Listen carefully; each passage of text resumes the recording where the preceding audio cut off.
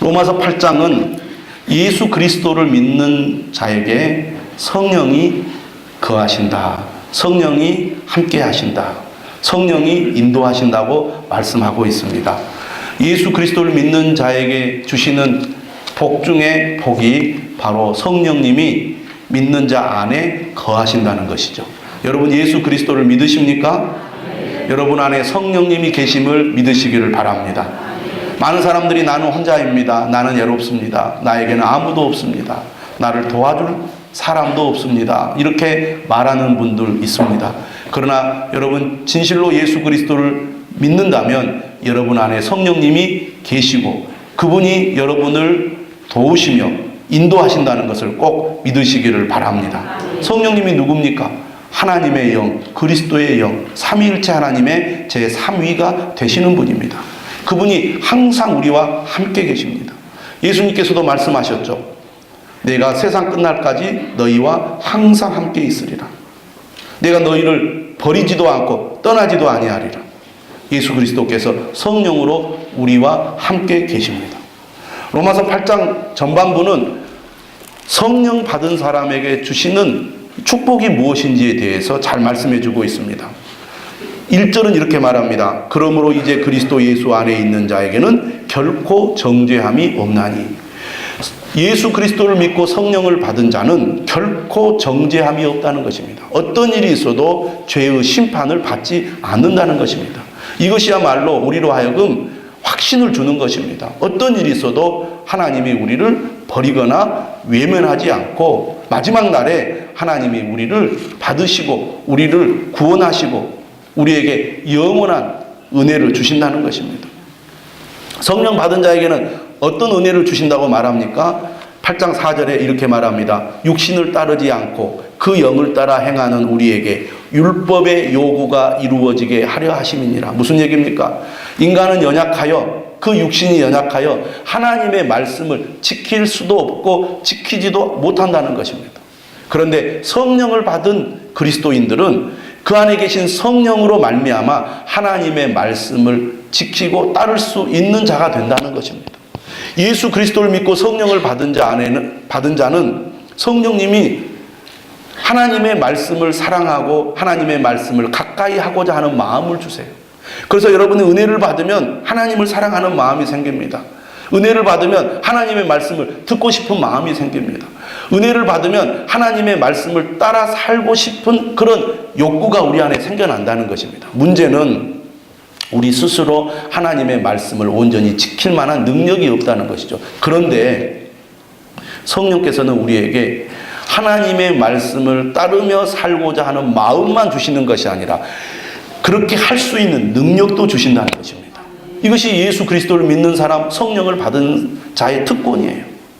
내 힘으로 믿을 수 없는 우리, 내 힘으로 말씀을 따라 살 수 없는 우리가 우리 안에 계신 성령으로 말미암아 하나님의 말씀을 지킬 수 있는 힘과 능력을 갖게 된다는 것입니다.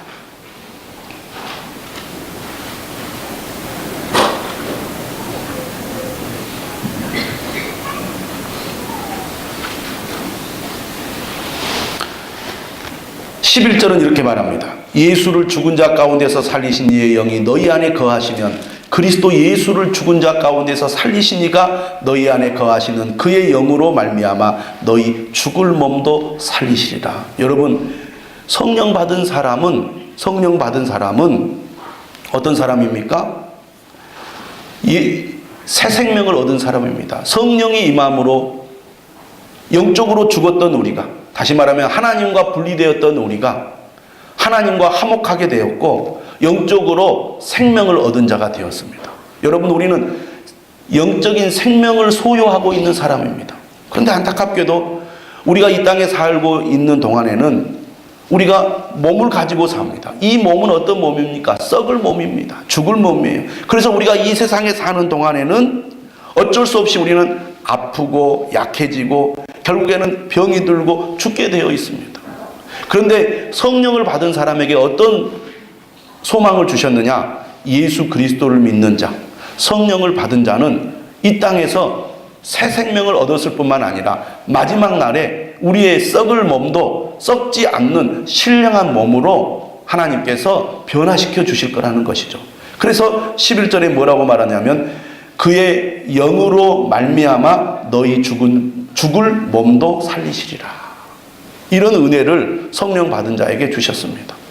뿐만 아니라 13절은 말합니다. 너희가 육신대로 살면 반드시 죽을 것이로되 영으로서 몸의 행실을 죽이면 살리니. 우리가 몸을 가지고 있는 한 죄의 유혹을 받습니다. 또 죄의 공격을 받습니다. 그래서 우리가 흔들리고 넘어질 때가 있습니다.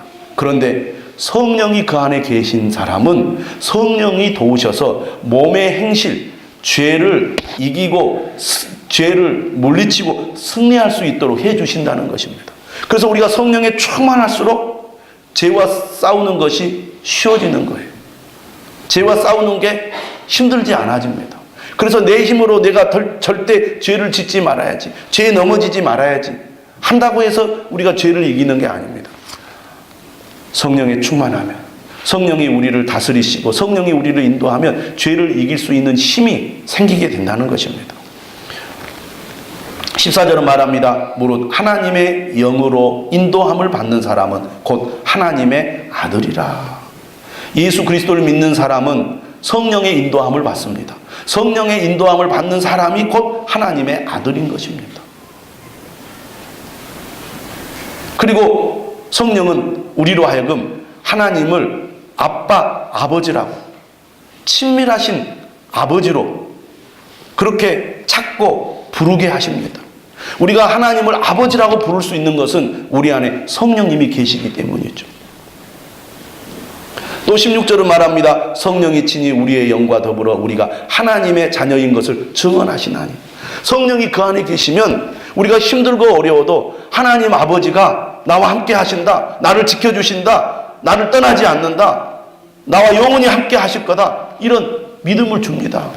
나는 하나님의 자녀야. 여러분, 하나님께서 우리 아버지가 되셔서 자녀된 우리를 얼마나 사랑하시는지 여러분 아십니까?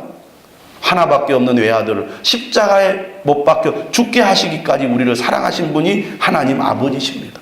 그래서 우리가 힘들고 외롭고 그리고 고통스러울 때도 그래, 하나님이 우리 아버지가 되셔서 나를 지켜주셔, 나를 인도해 주셔, 나와 함께 하실 거야, 나를 반드시 이 어려움에서 건져주실 거야, 이런 확신을 준다는 거예요. 그 확신을 갖게 해주신 분이 누구냐? 내 안에 계신 성령님이시라는 거죠.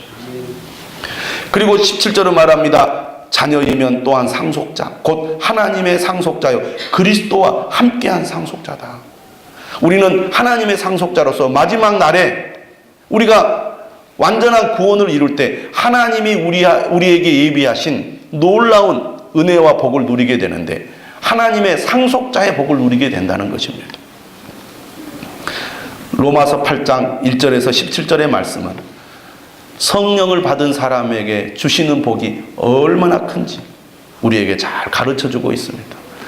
저는 여러분들이 성령 받은 자로서 하나님이 내게 베푸신 은혜가 얼마나 큰지 깨닫고 감사하는 여러분이 되시기를 바랍니다.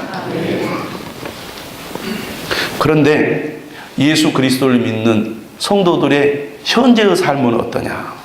물론 평안하고 안정적인 그런 삶을 사시는 분도 있겠지만 많은 성도들이 현재의 삶 가운데서 고통을 겪고 고난을 겪고 살아가고 있다는 것입니다.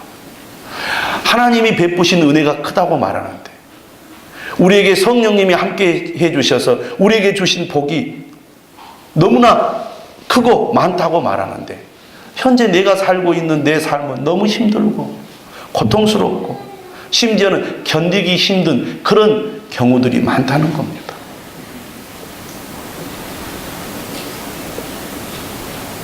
오늘 이 자리에 나오신 여러분들 가운데서도 하나님, 제가 너무 힘들어요. 하루하루가 견디기 너무나 벅차요. 하나님, 도저히 내가 못 살겠어요. 이런 마음으로 나오신 분들도 있을 것입니다.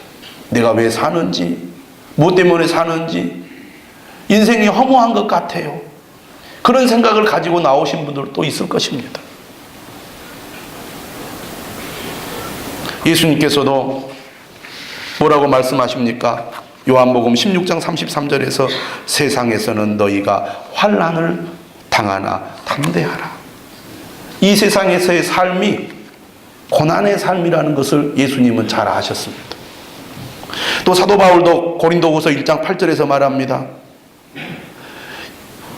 형제들아, 우리가 아시아에서 당한 환난을 너희가 모르기를 원하지 아니하노니 힘에 겹도록 심한 고난을 당하여 살 소망까지 끊어지고 우리는 우리 자신이 사형 선고를 받은 줄 알았으니. 성령이 계시고 구원받은 그리스도인들이 현재의 삶에서 심한 고난을 겪는 삶을 살더라는 것입니다. 여러분, 사도 바울이 복음을 전할 당시 기독교인들은 박해를 받았습니다. 사도 바울이 세상을 떠난 이후에는 더 심한 박해가 임했어요. 많은 사람들이 예수 그리스도를 믿는 것 때문에 목숨을 잃었습니다. 경기장에 내몰려서 조롱을 당하고 그 경기장에 맹수를 풀어서 물어 뜯겨 죽게 하고 십자가에 매달고 불에 태워 죽이고 얼마나 많은 박해를 했습니까? 그런 박해 속에서 성도들은 어떻게 합니까? 지하로 들어갑니다.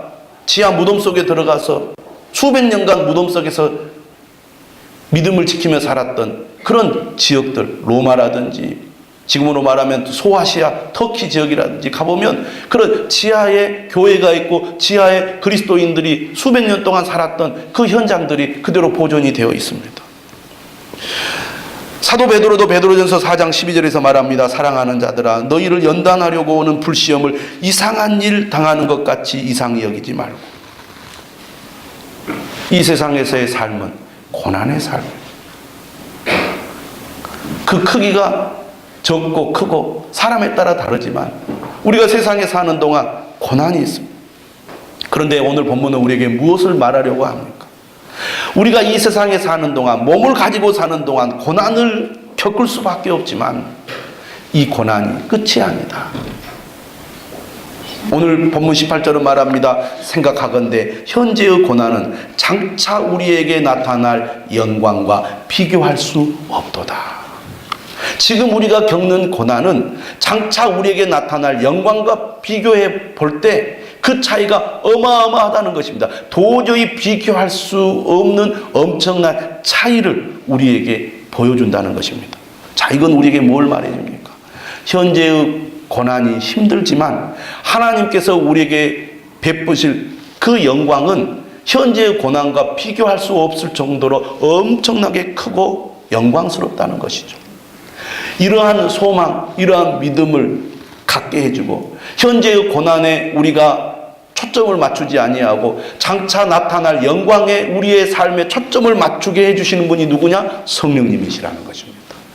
그래서 우리가 믿음을 가지면 우리 안에 계신 성령님이 우리에게 무엇을 주느냐? 소망을 줍니다. 이 소망이 우리로 하여금 현재의 고난을 이겨내게 만드는 거예요. 여러분, 국가대표 선수들이 합숙하면서 훈련합니다. 먹고 싶은 거 먹지 못하고 놀고 싶은 거 놀지 못하고 자고 싶은 거 마음대로 자지 못하면서 엄청난 고난을 견디어내면서 훈련을 합니다. 그들이 그렇게 힘든 훈련을 하면서도 그 훈련을 견디어내는 그 이유가 어디에 있습니까? 그들이 장차 얻게 될 영광을 바라보기 때문입니다.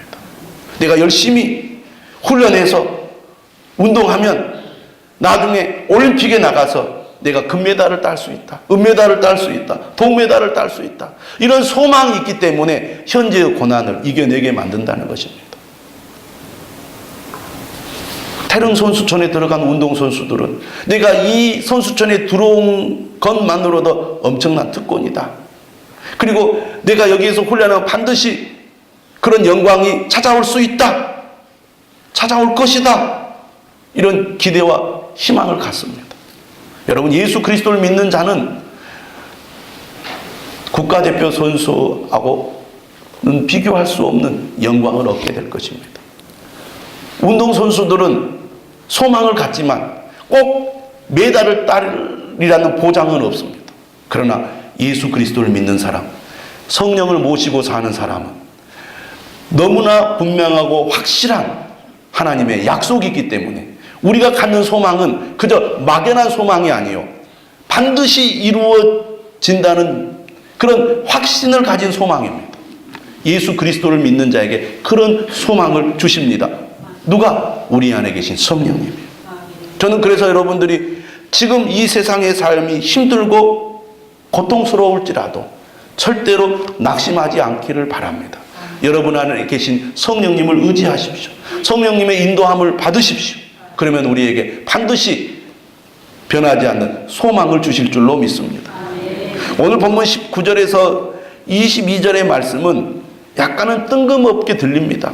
왜 갑자기 피조물에 관한 이야기가 나오는지 모르겠습니다. 그런데 인간의 죄로 말미암아 인간에게 주신 이 아름다운 피조물도 하나님의 징계를 받아서 탄식하고 고통을 겪는다는 것입니다. 인간이 예수 그리스도를 믿어 하나님에게 자녀가 되고 영광을 얻게 될 때 이 세상의 피조물도 이 하나님의 자녀와 함께 영광을 누리게 될 거라는 말이에요. 여러분, 이 세상은 아름다운 것 같지만 들여다보면 약육강식의 세상이에요. 늘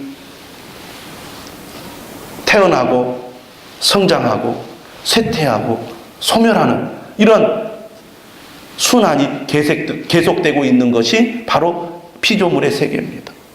그런데 예수 그리스도께서 우리에게 영원한 완전한 구원을 이루어 주실 때 이 하나님의 피조물도 자유를 얻게 될 것입니다. 썩어짐의 그 고통에서 벗어나게 될 거라고 말합니다. 이사야 11장을 보면 메시아가 오고 하나님의 영광이 임하면 자연이 서로 싸우는 일이 사라질 거라고 말하고 있습니다. 맹수와 어린 양이 뛰놀고 젖된 아이가 독사의 굴에 손을 넣어도 상하는 일이 없을 거라고 말씀하고 있습니다. 자연은 인간 때문에 이처럼 힘겨운 상황에 빠졌고 그로부터 벗어나기를 고대하고 있다는 거예요. 마찬가지로 죄인인 인간 역시 세상에 사는 동안 이렇게 탄식하고 몸의 속량을 기다린다는 것입니다. 오늘 본문 23절 말하죠. 또한 우리 곧 성령의 처음 익은 열매를 받은 우리까지도 속으로 탄식하여 양자될 것 곧 우리 몸의 속량을 기다리느니라. 예수 그리스도를 믿고 구원을 받았지만 여전히 우리는 몸의 속량을 기다리고 있습니다. 다시 말하면 성령의 처음 익은 열매를 받은 우리, 예수 그리스도를 믿고 구원을 받았지만 아직 우리는 몸의 속량을 받지 않았습니다. 11절에서 말씀하잖아요. 너희 죽을 몸도 살리시리라. 우리가 이 땅에 몸을 가지고 사느나 우리는 한계를 가질 수밖에 없습니다. 고통을 경험할 수밖에 없습니다. 죄의 유혹을 받게 된다는 것입니다. 그렇지만 우리는 이 세상에 사는 동안 때로는 고난의 길을 간다 할지라도 하나님께서 이루어 주실 영원한 구원을 바라보면서 소망 가운데 산다는 말입니다. 오늘 우리의 삶에는 육신의 질병 그리고 갈등이 있습니다. 연약함과 유약한 판단력, 부족함, 시련, 유혹도 있죠. 그 때문에 우리가 탄식합니다. 하지만 성경은 하나님이 주실 영광이 놀라운 만큼 굉장하다고 말합니다. 얼마나 대단한지 오늘 본문 18절은 비교할 수 없도다라고 말하고 있습니다. 24절은 말합니다. 우리가 소망으로 구원을 얻었음에 보이는 소망이 아니니 보는 것을 누가 바라리요. 여러분, 우리는 소망으로 구원을 받았습니다. 우리의 구원이 아직 완성되지 않았다는 얘기입니다. 하나님은 예수 그리스도라는 기가 막힌 섭리로 우리를 부르셨습니다. 도저히 상상할 수 없는 일이 일어났죠. 마찬가지로 하나님은 우리를 감히 상상할 수 없는 영광의 자리로 우리를 인도하실 것입니다. 하나님이 주시는 영광은 우리가 기대하는 소망과 바람을 초월합니다. 그러므로 24절은 우리로 하여금 하나님의 말씀 가운데 소망하라고 말합니다. 하나님의 영광을 간절히 바라라는 것이죠. 영광을 바라라는 말이 무슨 말입니까? 하나님의 은혜 안에 살고 싶다는 소망, 그 영광 속에 들어가고 싶다는 소망, 하나님의 온유한 품에 안기고 싶은 간절한 갈망을 가리킵니다. 여러분, 우리가 비록 이 땅에서 고난의 삶을 살지만 우리에게 완전한 구원, 영원한 축복이 예비되어 있습니다. 그것을 여러분들이 소망하면서 간절히 바라면서 여러분 믿음의 삶을 살아가시기를 바랍니다. 스스로가 열망하지 않으면 삶 속에서 은총을 힘입을 수가 없고 하나님 앞에 면류관을 기대할 수도 없기 때문입니다. 여러분, 시험을 앞두고 있는 학생이 이번에는 내가 꼭 몇 등 안에 들 거야, 이런 목표를 가지고 시험을 준비하는 것과 시험을 친다니까 그냥 치는 거지라고 생각하며 시험을 준비하는 학생 중에 누가 더 시험을 잘 볼 확률이 높을까요? 마찬가지로 주일에 교회에 가서 예배드리고 믿으면 하나님이 복 주시겠지 하고 막연히 교회에 나오는 사람과 나는 하나님의 은혜와 능력 가운데 살고 싶다, 하나님이 내 생애를 통해 역사하시기를 원하고 그리스도의 빛을 나타내는 사람이 되고 싶다라고 생각하며 기도하는 사람 가운데 누구에게 성령의 역사가 강하게 임하겠습니까? 전 여러분들이 하나님의 영광에 집중하고 그 영광을 간절히 사모하기를 바랍니다. 하나님의 약속을 믿고 매 순간 하나님의 영광을 맛보고 점점 은혜 가운데 살아가면 우리의 삶은 분명히 달라지게 될 줄로 믿습니다.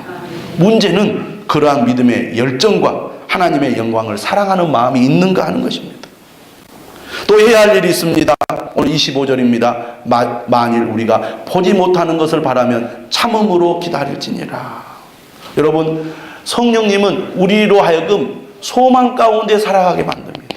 비록 우리가 현재의 고난 가운데 있지만 장차 우리에게 나타날 영광을 바라보며 소망 가운데 살도록 우리를 도우시고 우리를 이끌어 주시는 분이 성령님입니다. 뿐만 아니라 그 소망을 가지고 살아가는 가운데 참고 기다리며 인내할 수 있도록 힘을 주시는 분이 성령님이신 거예요.